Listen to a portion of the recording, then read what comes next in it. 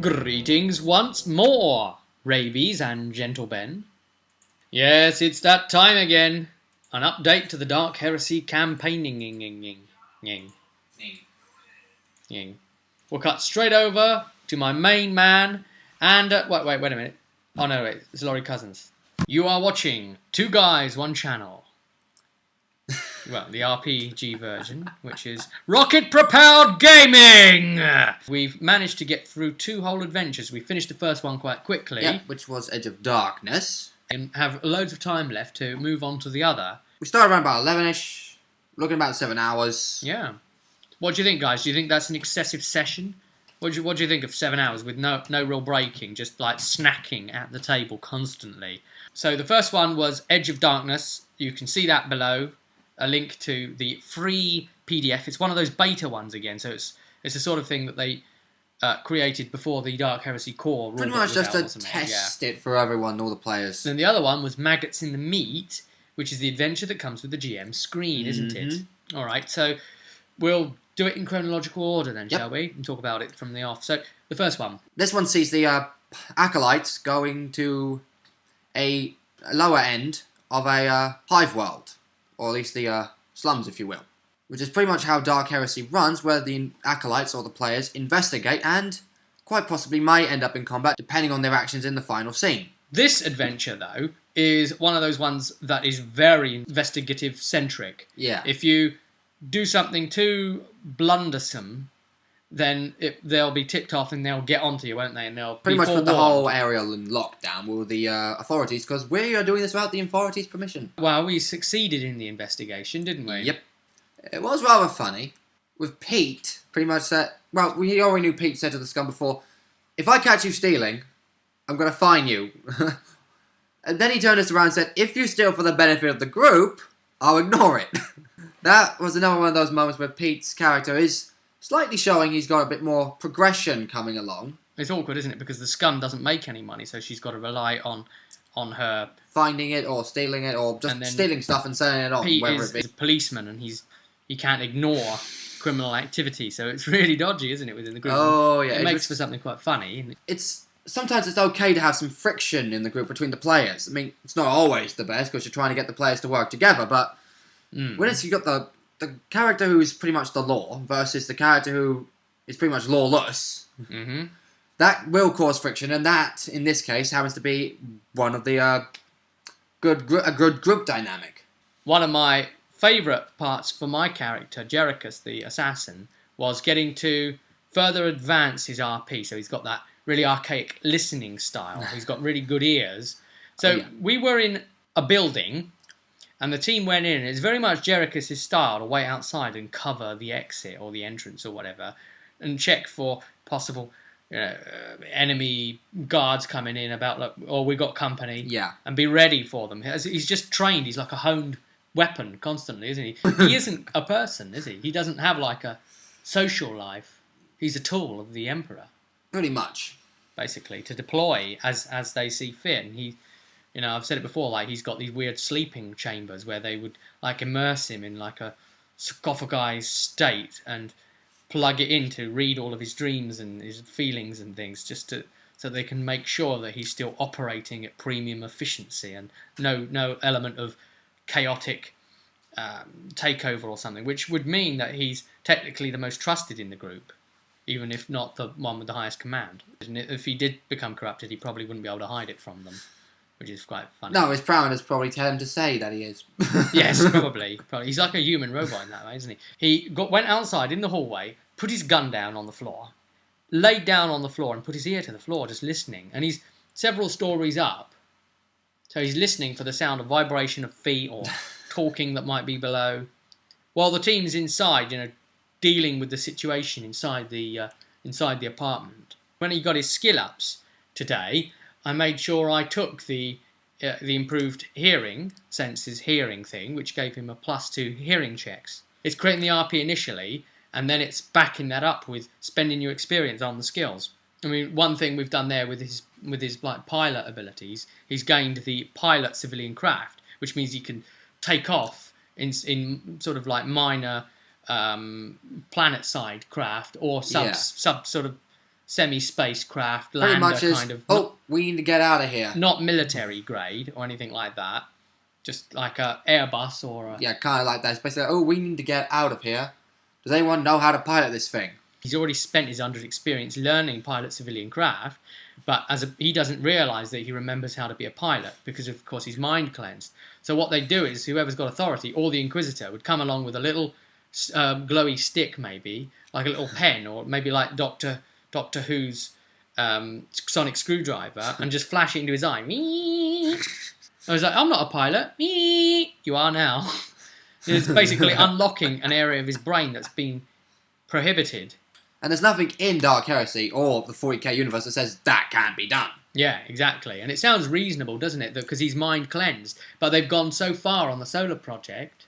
Yeah, they haven't just mind cleansed. They've turned them into actual assassin. Because you can be mind cleansed, but you don't have to be an assassin. No, you but can because be he's a anything, mind cleansed assassin, to me, the two, it helped create it. The origin and the class, stick them together, and it helps make this idea that they're actually using the mind cleansed in a way that's what we on Earth would consider to be unethical. Upon playing this session, we have house rule and worked it again with the auto versus semi-auto fire functions. If you want to know what we're talking about, again, check the link that's in between the two of us and you can actually watch the video on it, the difference between auto and semi-auto fire. We ended up thinking, well, maybe we'll just change the degrees of success sort of thing, but it really didn't make any sense in the end, having it that the degrees of success for every bullet be swapped around. Yeah. Because a semi-auto, which can only fire 3 bullets on your gun, on my your current gun, yes, but other guns on my gun, can do that. If it could end up with more than 3 degrees of success realistically, and then there's just wasted degrees. So it shouldn't be every 2 degrees. The full auto will pretty much end up losing out on bullets it could fire. Yeah, because it would be every 2 degrees of success. So we've decided now to just swap the plus 10% or plus 20% bonuses around. Now, we did have a suggestion made by one of you on the videos that said, look, it's a pretty easy fix. Just make semi-auto a half action. But we sat down and worked it out.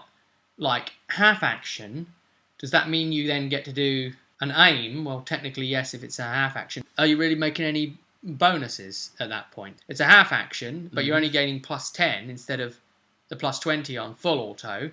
But then you choose to aim with the other half of your action. You aim first and then fire with the half action. So you've got your plus 20% again. So then isn't it just like the full auto? A crap full auto. Mm-hmm. That's pretty much the issue there. So you'd half action aim for 10%, then it becomes a crap full auto. Surely, or am I missing something? The only thing you can't do is called shot on autos, whether it's semi or full. And then obviously the difference is, that was pointed out, well, it's obviously the bullet consumption. Again, that's never really been a problem for me because I'm quite willing to spend those and spend those and spend those because I've got rapid reload as well, so I can smack a new magazine clip in for half an action instead of a whole action and fire the bloody thing right away, if need be. We didn't go with that route. We just couldn't buy it. So swapping around the 10 and 20%, I found doing that made me use semi a lot more. Yeah. Because when I'm rolling to try and hit, and I really wasn't hitting... I mean, burst fire's more accurate anyway. Then it's not... Yeah, it should be. It should be able to have more chance of hitting because you use semi-auto to hit, don't you? Mm-hmm. And we found that was working better for us psychologically. I found, though, that with a lot of the fights, we feel very up close to the enemy. Like yeah, a lot of it's not really giving a lot of range. It's not giving us much room to fight. And when there is someone a distance away, because my auto gun has a 90-metre range, and I've got like a scope on the thing, you'd just really see it if it was like longer ranges away and then minuses to hit. You'd see, well, okay, the plus 20 is even better. Then it becomes even stronger to the further away they are. But because of the fact that it's 90 meters range on the gun, it means that a lot of the stuff I'm doing is considered close. Yeah, short range. Short range for a 90-meter gun. What would you say is the average away? Well, considering the way the maps play out, it's pretty much you're in like maybe 20 by 20 meters. Yeah. At the very least. Yeah. It doesn't really get much bigger than maybe barely gets anywhere above maybe 30. So I'm curious to see if anything like that's going to change. But I mean, effectively, because it's all close quarters. But then again, we have been playing early missions. So. Then I've been able to like plus 10 and go full auto still. But that would make you want to do it more at close quarters to go full auto, because you're going to be more accurate if they're close. And I've had a lot of success in doing that. And at one point, I managed to get 5 bullets off. Oh, yeah. And overkill the thing. Pretty much overkilling most things. Yeah. Yeah, and I'm just using a plain auto gun. There's nothing snazzy about it. It's just a starter auto gun. What do you think was the most problematic parts of the first one for you, Edge of Darkness? The unexplained plot lines, pretty much. Like, there's this one point where we just walk into one of the buildings, and, you discover such and such has happened, but it's not really explained. I'm looking at the information. It's like, okay, this has happened. How do you discover it? Where's the information? Why is it like this in the first place? They feel a bit plot holey, don't they? All of the ones that we've ever played. Yeah. All of the written adventures in these books. And it was the same thing with Warhammer Fantasy Roleplay. Those bloody things, they drive you around the bend, don't they? It's like, you look at the book and it's like, this is happening now. What happened before? What about what was happening before? Oh, that's done with. Do you think it was a good one, though? I definitely recommend that you download it or look at it, pick it up and play it if you're going to be playing Heresy. One of the better ones, I think the investigation was interesting. Again, there's a little bit of randomness at a particular place where everybody is suddenly different for some reason. I'm trying to say this without going spoiler. Everybody isn't what you'd expect them to be, and that isn't really fully realised and explained to the group that well. Cleric, he's pretty much gone, it's like, I'm going to hit it with a hammer. I'm going to hit it with my hammer. Everything's hammers now. Right, I'm going to break the glass with my hammer. I'm going to smash the door down with my hammer. We know who his favourite MC is. We had to knock the door, and he's like using the hammer to do it. I wonder if they're going to start talking to him like Timmy Mallett's fans. That's an even scarier thought. Do not want. Next mission we were able to play was Maggots in the Meat. A mission that came with the GM screen. Also, in the back of this one, it allows you to create your own Xenos or indigenous life forms to a planet. Yes, now you had to create some Xenos here. Yeah. Now, they felt a bit weird. Very much so, especially with the way it ended up. So, why do you think they ended up weird, these weird quadruped a lot of them, monsters, basically? They were animalistic, sort of like quadruped, feral beasties with scaly skin. That pretty much gives them armor points. Yeah. Well, there was an interesting moment, actually, where we went into a warehouse. Yeah. And we approached some guys. Now, I went in with a deceive attempt to pretend that we've been sent over by the boss, whoever that is, to say, well, we've come on over to help out, where do you need us? But these things attacked anyway, sensing our presence was not desired. Exactly. The cleric and the assassin went up the stairs to the office there that's inside the warehouse to talk to these two guys, to try and con them, as it were. Now, the other two members of the party, they were down on the ground, and these two beast things came out of the shadows and started attacking them. Yeah. And I was like, look, what do you want me to do to try and keep in character with them, to try and hold their favour? How do you want me to react to this? And he said, well, die. You shouldn't have said that. Yeah. If you'd have said, kill them, what the hell are those? Then I'd have helped out and, look, I've just done my first good thing in your service and kept the act going and tried to find out more information on the slide. But because it wasn't going to go down that way... This was pretty much one of the funnest parts of this mission I had seen. When it came round to my turn, in initiative, I grabbed one by the scruff of his clothing and round his neck and pushed him... took him by surprise, really. Pushed him straight over the rail, off the edge of the upper walkway thing there, and fell through the air, him below me, to the ground, smacking him to the ground, landing on him. And I chose the fat one, of course. Oh, yeah. So that he'd be a good landing.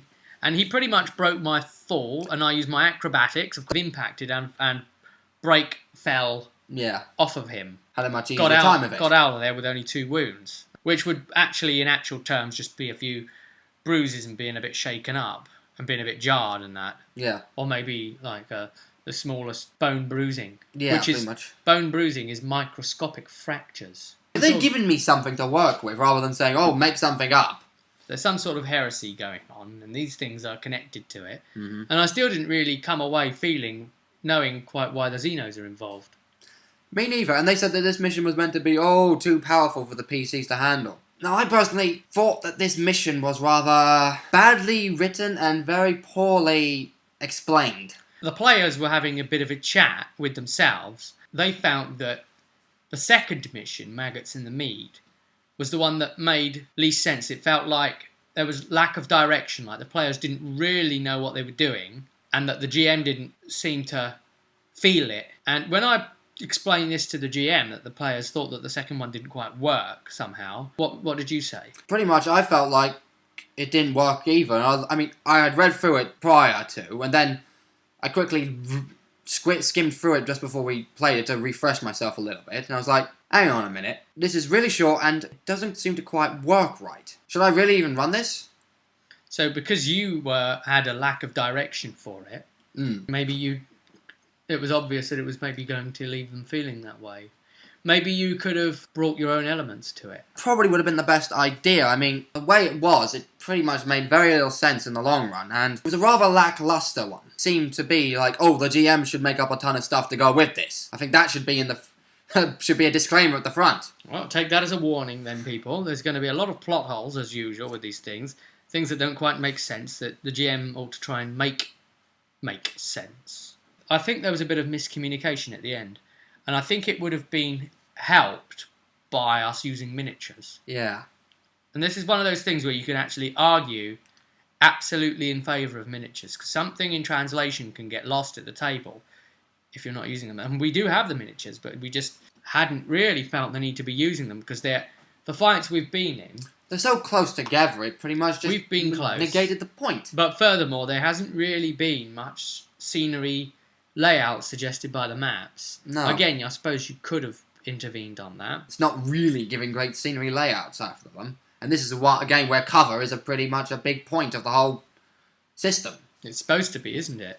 Yeah. 40k has always been about cover and the guns. So you, as a GM, you've also got to not really play the books as read. You've really got to look in there and say, geez, I'm going to have to put cover in to make the battles interesting. And bring in flair. And it's not just cover, for your team, but cover for the enemy as well.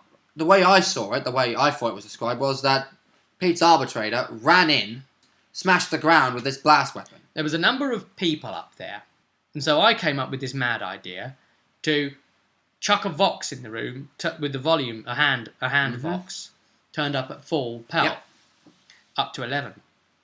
We threw it into the room, right into one of the corners, and got somebody to blast a message down through the thing to make everybody in the room turn towards that corner with the sound of someone speaking in that corner. And as they all turned to investigate, well, that's where I was debating, well, it's a wooden floor. Mm-hmm. It's like, what, third floor or something up, or however high. 150 metres in the air. I could just grenade them all and take them out. With the possibility of destroying the floor, too. But then Pete pretty much came along and said, no, I'm Thor. Pretty much. And his plan was to get in with this hammer that we've touched upon. Yeah. And hammer the floor. He said, brace yourselves and hold on and that sort of thing.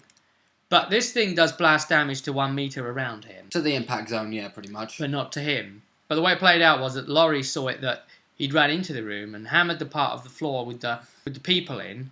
Yeah. Made the floor break, perhaps where the floor is a bit old as well, and rickety.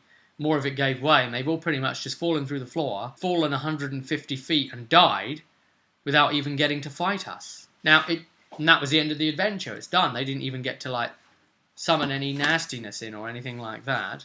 We're under attack from a daddy longlegs. Yeah.